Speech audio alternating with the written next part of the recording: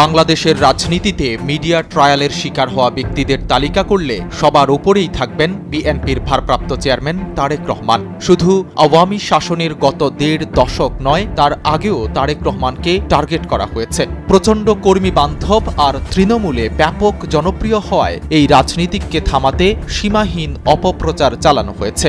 সেই অপচেষ্টায় নেতৃত্ব দিয়েছে প্রথম আলো।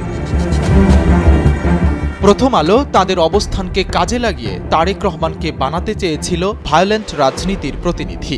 সংবাদের মধ্যে উদ্দেশ্যপ্রণোদিতভাবে তাকে নানা নেতিবাচক অভিধায় আক্রমণ করা হয়েছে বারবার। প্রথম আলোতে বিএনপির শীর্ষ এই নেতার অসংখ্য ব্যঙ্গাত্মক কার্টুন ছাপা হয়। এসবের সঙ্গে বিশেষ সম্পাদকীয় আর কলাম ছাপিয়ে সম্মিলিতভাবে তাকে দুর্নীতিবাজ প্রমাণ করার চেষ্টা করা হয়েছে।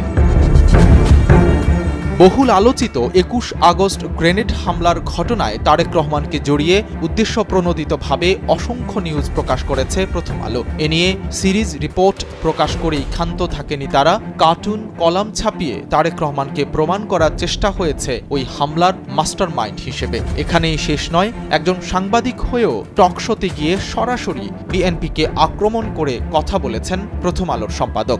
বিএনপি সরকার বেগম খালেদার নেতৃত্বে তার এই ঘটনার কোনো তদন্ত করতে দেয়নি, বিচার তো দূরের কথা, বরং তারা এই ঘটনাকে উল্টো মুখে প্রচার চালিয়ে এর সব দায় আওয়ামী লীগের উপরে দেওয়ার চেষ্টা করেছিল। শুধু আওয়ামী লীগ না, একই সঙ্গে আমাদের প্রতিবেশী ভারতকে জড়ানোর চেষ্টা করা হয়েছিল। তারা এত সব মিথ্যে তথ্য দিয়ে মানুষকে বিভ্রান্ত করার চেষ্টা হয়েছিল, যেটা একটা অদ্ভুত কল্প কাহিনীকে ছাড়িয়ে যায়। এত চেষ্টার পরও তারেক রহমানের নেতিবাচক ইমেজ প্রতিষ্ঠিত করতে ব্যর্থ হয় প্রথম আলো। জনগণের কাছ থেকে এই রাজনীতিককে বিচ্ছিন্ন করা সম্ভব হয়নি। খলনায়ক বানানোর সর্বোচ্চ চেষ্টা করার পরও দেশের অধিকাংশ মানুষের কাছে তারেক রহমান নায়কই হয়ে আছেন।